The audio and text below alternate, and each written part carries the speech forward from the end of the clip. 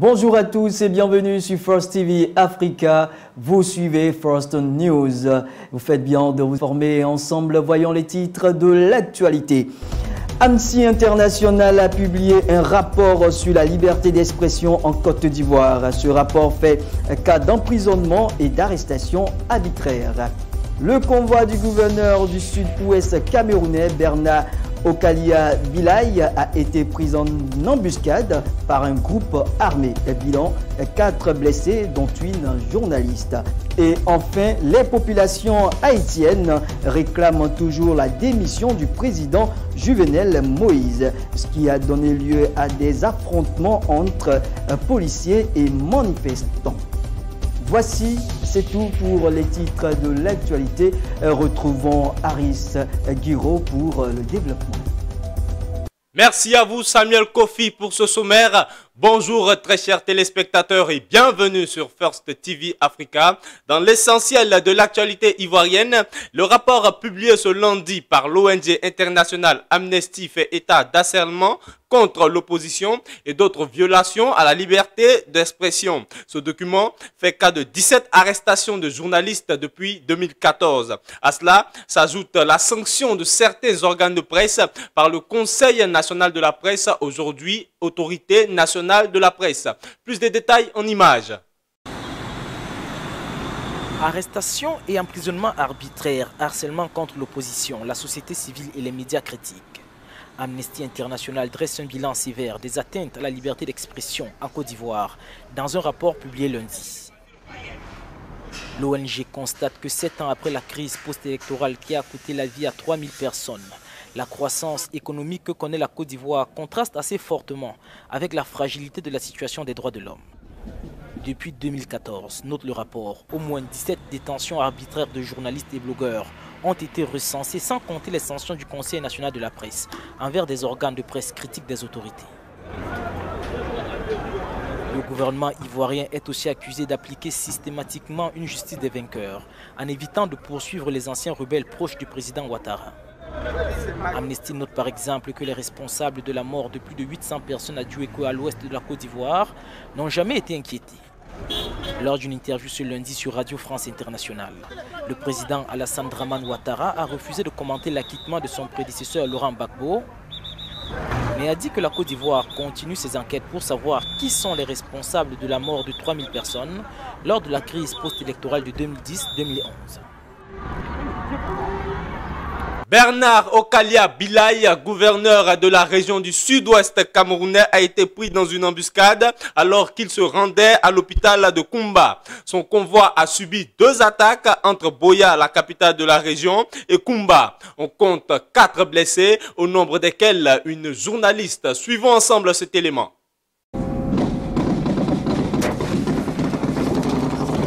Ce convoi criblé de balles est celui du gouverneur de la région du sud-ouest au Cameroun, Bernard Okalia Bilaye. Cette embuscade est survenue alors qu'il se rendait à l'hôpital général de Koumba, qui avait été attaqué et incendié 24 heures plus tôt. Entre Boya, la capitale de la région, et Koumba, le convoi a été attaqué à 2 reprises, laissant au moins 4 blessés, dont une journaliste. 4 personnes sont mortes dans l'incendie de leur chambre d'hôpital et 7 véhicules ont été incendiés selon des sources proches des services de sécurité de la région. La tension n'est toujours pas descendue en Haïti, réclamant la démission du président Jovenel Moïse. Les manifestants sont descendus dans les rues mardi et se sont adonnés à des actes de vandalisme. Le bilan de cette manifestation est de 1 mort. Les inégalités sociales et la corruption seraient à l'origine de ces vents d'humeur. Haïti, toujours sous tension. Les manifestants continuent à réclamer la démission du président Jovenel Moïse. Mardi, ils ont intensifié leur action dans les rues, brûlant des pneus et pillant des magasins. 78 personnes se sont évadées de la prison d'Aquin, une ville de la côte sud haïtienne, information confirmée par le porte-parole de la police nationale. Les circonstances exactes de cette évasion ne sont pas encore connues. La capitale Port-au-Prince n'a pas été épargnée. Elle a été le théâtre de violents affrontements entre policiers et manifestants dans les quartiers populaires. Bilan, 1 mort, ce qui porte à 6 le nombre de personnes tuées depuis le début de cette vague de protestation.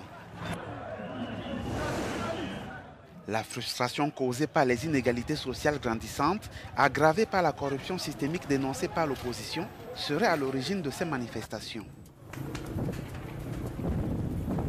Le Nigeria, la Libye, le Ghana et le Botswana à l'index de l'Union européenne. Ces pays sont désormais sur la liste des États laxistes dans la surveillance des financements terroristes et du blanchiment d'argent. Cette inclusion pourrait ternir l'image de ces États et compliquer les relations entre ces pays et l'Union européenne. Suivons ensemble ce reportage.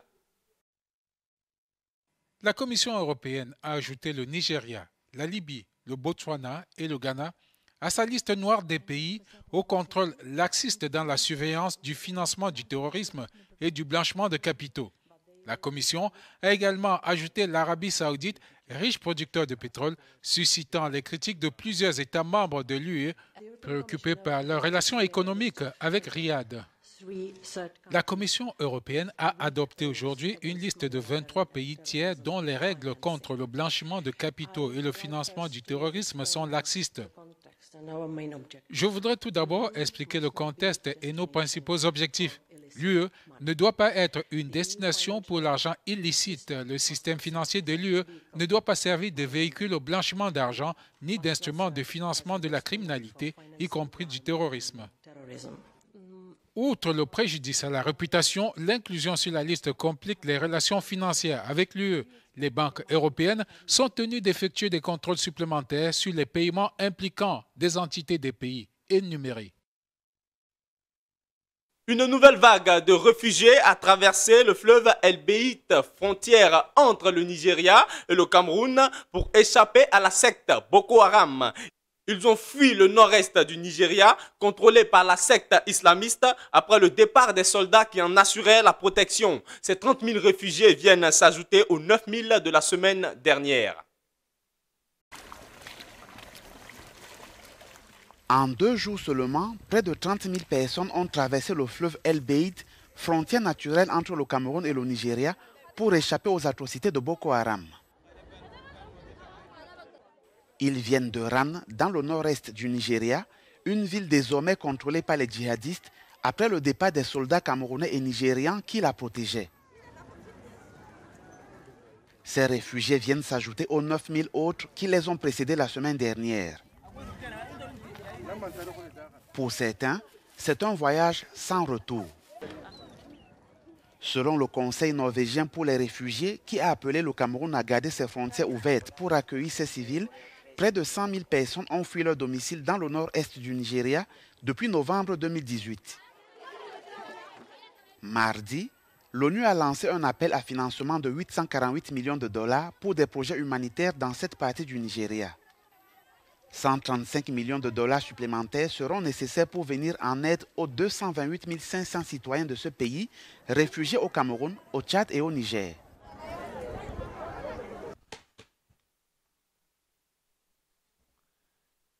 L'international camerounais Samuel Eto'o ne pense pas raccrocher les crampons de sitôt alors que son contrat avec le club qatari expire en juin prochain. L'attaquant de 37 ans réitère sa volonté de poursuivre sa carrière footballistique.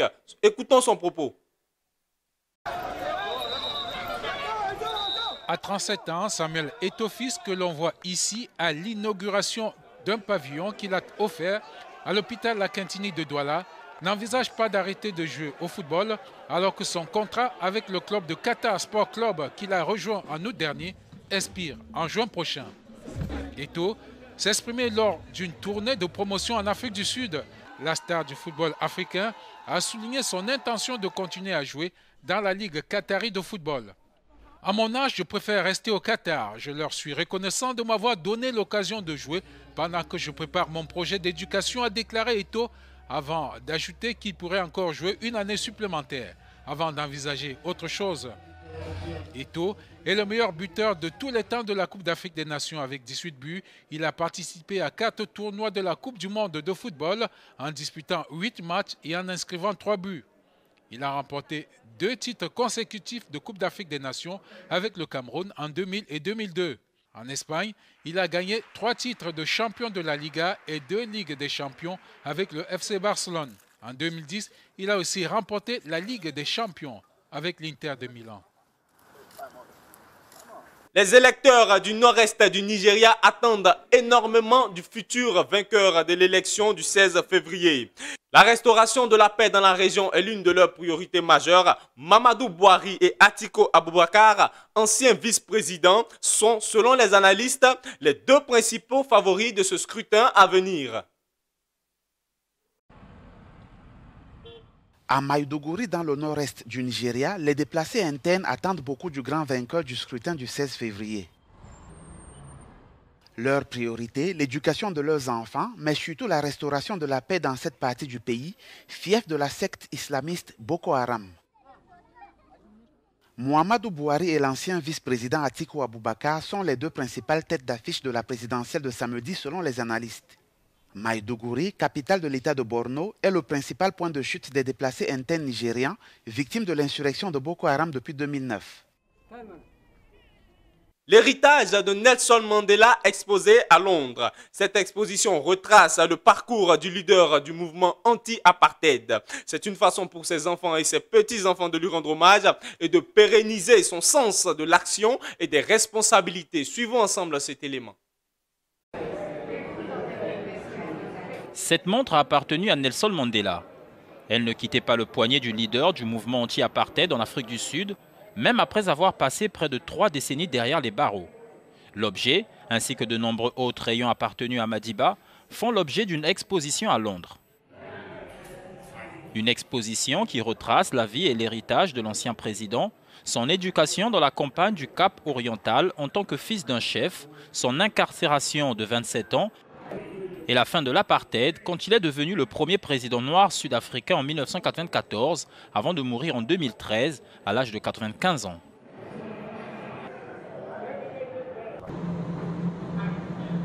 Un hommage à une icône de la justice dans l'espoir de voir les jeunes générations reproduire son sens de l'action et des responsabilités. Londres est la première ville à accueillir l'exposition officielle avant qu'elle ne soit installée de façon permanente dans le lieu de naissance de celui qu'on appelait Madiba, Vezo. En Afrique du Sud, un bébé de sexe féminin a été sauvé d'un égout pluvial après y être resté pendant plusieurs heures. Les voisins ayant entendu pleurer le nourrisson ont alerté les secours. Les circonstances dans lesquelles cet enfant s'est retrouvé dans l'égout pluvial n'ont pas encore été déterminées. Une enquête a été ouverte par les autorités en vue de trouver les coupables. Elle échappe in extremis à la mort, après avoir été coincé pendant plusieurs heures dans un égout pluvial. Ce nourrisson de sexe féminin a été sauvé lundi d'un égout pluvial à Newsland East, près de Durban, en Afrique du Sud, après que les voisins eurent appelé les urgences en entendant les cris du bébé. La vidéo du sauvetage a été diffusée sur les médias sociaux par la journaliste locale Bernadette Wilkes, qui a filmé le moment où l'enfant a été retiré des égouts par le personnel des services d'urgence. Conduit dans un établissement médical, le bébé s'en est tiré avec seulement un léger cas d'hypothermie. La mission de sauvetage a duré environ 6 heures. On ne savait pas encore comment la petite fille s'est retrouvée coincée dans l'égout, mais une enquête de tentative de meurtre a été ouverte et les parents n'ont pas encore été retrouvés. Il se nomme Aïda et il promet faire concurrence à Léonard de Vinci. C'est un robot conçu à la mémoire de la mathématicienne Ada Lovelace. Les concepteurs de cette machine sont convaincus que leur création est le premier robot à l'intelligence artificielle la plus réaliste au monde. Regardons ensemble en images. Quelles frontières existent-t-il désormais entre les robots et les humains ? Le développement de la robotique est en train de réduire le champ de spécialisation de l'homme, et ce, d'une manière drastique, alors que les robots sont désormais capables d'exécuter des œuvres d'art, dont la complexité n'a presque plus rien à envier aux plus grands chefs d'œuvre. Les concepteurs d'Aïda, un robot construit à la mémoire de la mathématicienne britannique Ada Lovelace, sont persuadés que leur machine est le premier robot à l'intelligence artificielle ultra réaliste au monde. Il devrait être connecté très prochainement. De quoi soulever la question de la créativité quand il s'agit de robots. Bien qu'Aïda soit actuellement désincarnée, ses mouvements sont très vivants. Elle peut regarder autour d'elle, établir un contact visuel et reconnaître les caractéristiques humaines. Ses concepteurs espèrent lui donner l'apparence d'un robot thésépien. Elle sera capable de parler et de répondre aux questions. Le robot bénéficiera aussi de la technologie Mesmer, qui accentue le naturel des mouvements de la tête. Une fois terminée, Aïda devrait avoir l'allure d'une jeune femme métissée avec de longs cheveux noirs, une peau en silicone et des dents imprimées en 3 dimensions. Au total, le visage de ce robot devrait être le plus réaliste possible du point de vue des formes et du mouvement. Aïda est attendue pour une exposition inaugurale en mai à l'université d'Oxford. Le thème de cet événement est Insecure Features, des avenirs incertains. Mais incertains pour qui? Les artistes menacés par la précision clinique des robots? Incertains pour le genre humain tout entier?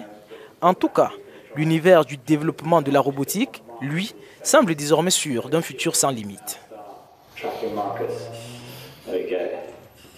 Mesdames et messieurs, voici que finit le journal. Nous vous disons bonne suite de programme et soyez les premiers informés en suivant First TV Africa.